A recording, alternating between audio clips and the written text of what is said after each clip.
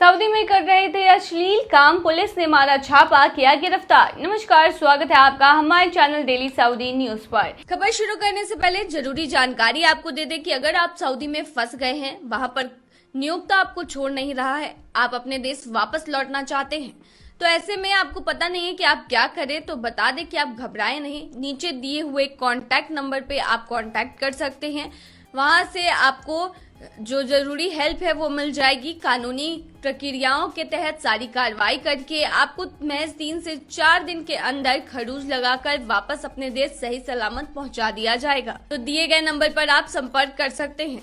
देखिए, Saudi police ने Saudi अरब में वेश्यावृत्ति के गिरोह का भांडाफोड़ किया है। गिरोह पर देश के युवा नागरिकों को लुभाने का आरोप लगाया गया है और उन्हें सोशल मीडिया पर पॉर्न अकाउंट बनाने का भी उन पर आरोप लगा है।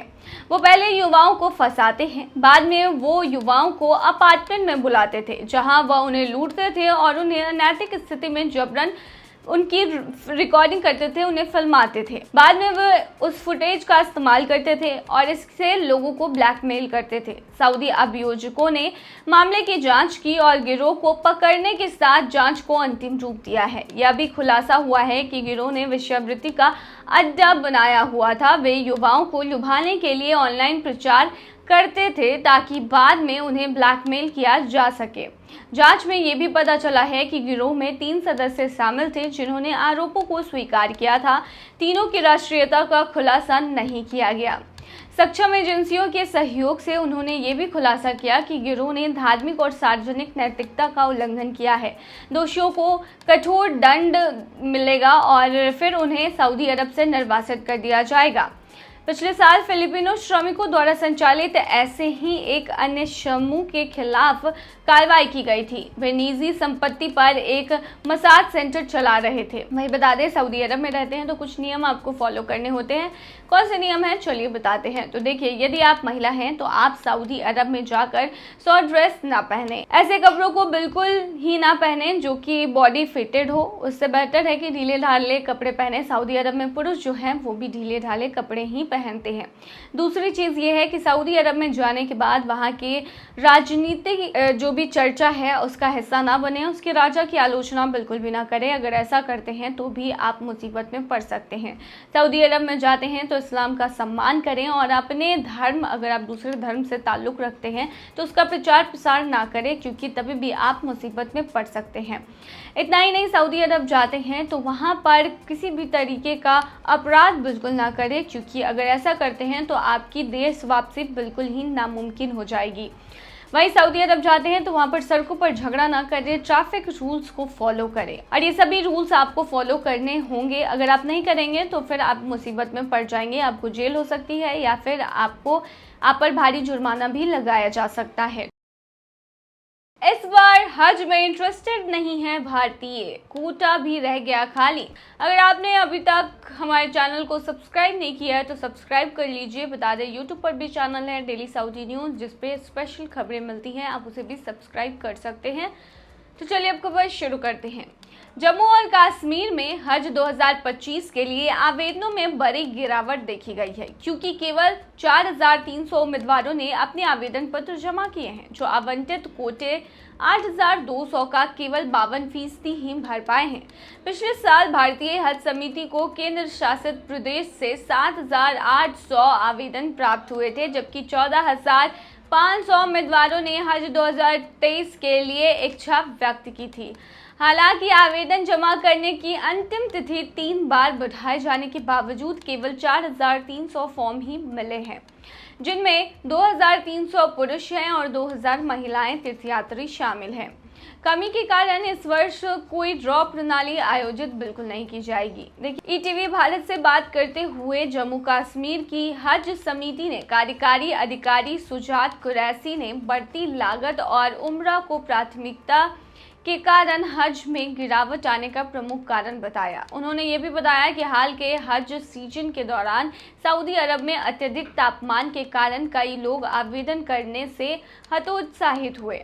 कुरैशी ने कहा कि हज 2025 के लिए शीघ्र आवेदन से परेशानी मुक्त वीजा प्रक्रिया सुनिश्चित होगी तथा तीर्थयात्रियों को बेहतर प्रशिक्षण मिल सकेगा। प्रस्तुत आवेदनों की जांच कुछ ही दिनों में पूरी हो जाने की उम्मीद है, जिसके बाद गाइडों की नियुक्ति की जाएगी। जो प्रत्येक 150 तीर्थयात्री एक गाइड की नियुक्ति की जाएगी, जबकि पिछले वर्षों में यह संख्या 200 थी।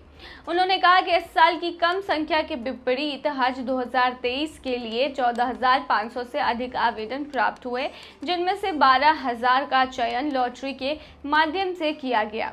हालांकि पिछले साल आवेदनों में गिरावट शुरू हो गई थी, जब 11,500 के कोटे के लिए केवल 7,800 फॉर्म जमा किए गए थे। तो इस बार भारतीयों ने, विशेषकर जम्मू कश्मीर के लोगों ने ज़्यादा इंटरेस्ट नहीं दिखाया है हज सीजन को लेकर, इसीलिए इस बार कोटा जो है खाली रह गया है। बता दें कि हज कोई भी व्यक्ति नहीं जा सकता है, बल्कि इसके लिए एक कोटा वितरित किया जाता है।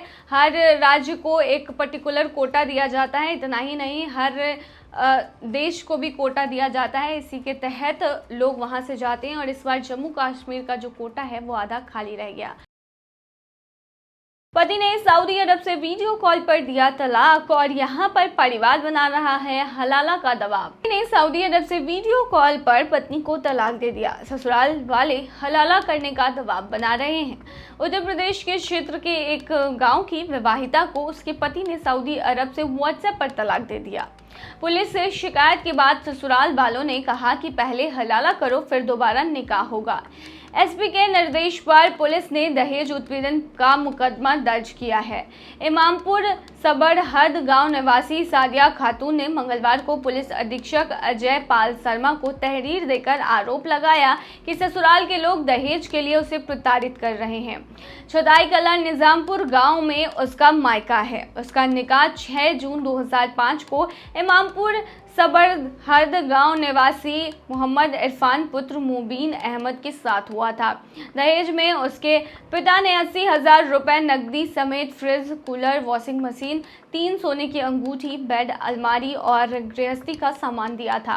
विदाई के समय ही ससुराल पक्ष के लोग बाइक और 2 लाख रुपए की मांग करने लगे, लेकिन मनोबल के बाद विदाई हुई। दोनों को 16 वर्षीय पुत्र और 9 वर्षीय पुत्री भी हुई। 2020 में सड़क दुर्घटना में पुत्र की मौत हो गई। विवाहिता का आरोप है कि पति सऊदी अरब में रहते हैं और वह अब उससे अच्छा संबंध नहीं रखते। उसकी सास, अख्तरी, जेठ और जितने भी परिवार वाले हैं उससे आए दिन दहेज की मांग करते रहे हैं और उससे गाली गलौज व मारपीट करते रहे हैं।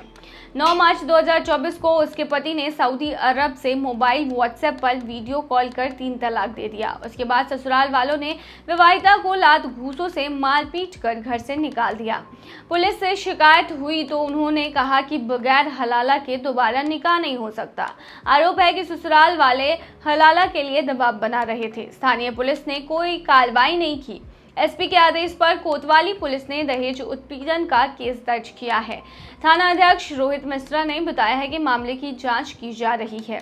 बता दें कि आमतौर पर बहुत सारी ऐसी खबरें निकलकर सामने आती हैं जो कि ये बताती हैं कि सऊदी अरब से पति बैठे बैठे यहाँ पर अपनी पत्नी को डिवोर्स दे देता है और इसके पीछे का कारण अमूमन दहेज ही माना जाता है। उसके बाद महिलाओं से हलाला जैसी चीज़ों का डिमांड किया जाता है, जिसकी वजह से वो थाने पहुँचने को मजबूर हो जाती हैं। फिलहाल इस मामले में क्या होगा, इसको आगे देखने के लिए बने रहिए हमारे चैनल पर।